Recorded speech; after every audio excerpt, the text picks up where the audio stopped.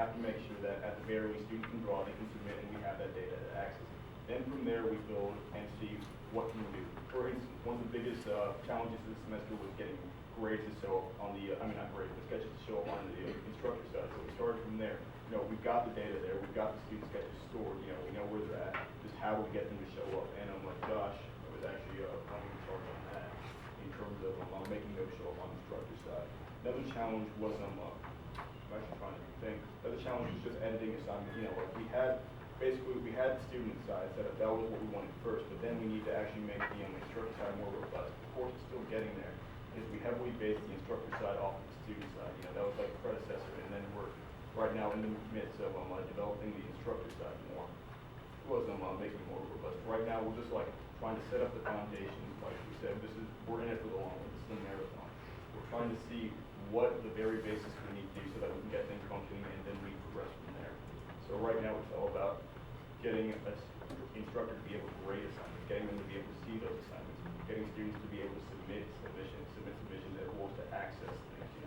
Then from there, we kind of just have to come together during our class periods. We meet twice a week, and then we discuss what needs to happen, where can we go from there. So honestly, it's pretty chaotic. Fluid. Yeah. So I heard what you said about how you guys are working together. But about the testing. So within testing, we use Mongo, and Mongo is actually used within a local system. And so what we have is a variable which we set as 1, which basically converts all of our functions and send into a local database of which you have on your computers. As well as we have an actual class that actually would just load up all the data, example data, and just store it onto our own local servers. We have 4 servers. And so within communication among us, and so such as if he changed something and it was a massive change and he tested and it worked, he would then add it onto GitHub, and then that would actually Dave and I would basically at night when everybody's out cold and all asleep, we would add all these new JavaScripts or Java executables to the actual servers themselves and re-execute them and have them go running again, and making sure they actually work. Sometimes we've had some issues where they shut down or randomly just couldn't talk, and so we had the old ones just keep on so if we do end up breaking something or something does end up breaking, the old one just rebooted back up and we're just good. But you're changing basically I think to answer your question, do you have kind of a test system even if it's just your local machine that you're testing all the script on and everything before you actually upload it to the system that everybody else has? Yeah, we just kind of can run it on our local laptop. They're very complicated servers that we can actually set up and simulate everything at once on a single computer. So, Yes, sir. Question for the young lady on the end. You're a finance major? How'd you get hooked up with these guys? I guess just being around a lot of programmers, I kind of got jealous that I didn't know what they were talking about, and so I wanted to learn. I have a question. Student believes that their submission was graded incorrectly by the system. Can the students flag that for follow-up by the instructor? We've actually got a affidavit system that they can file, and after a 30 to 90 day Is there money involved?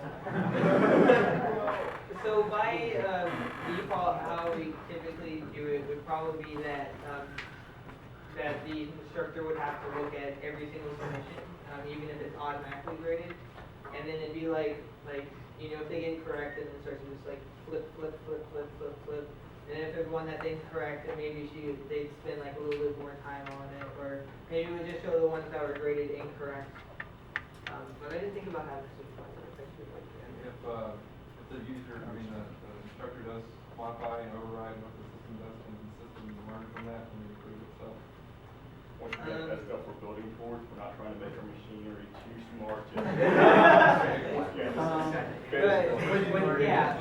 as far as the machine learning aspect of it goes, the recognition systems, so the recognition, the high-level recognition is discrete. If there are things that need certain discrete things, or certain discrete requirements, then it gets recognized. But as far as the low-level recognition goes, lines get recognized as lines. Those are actually trained.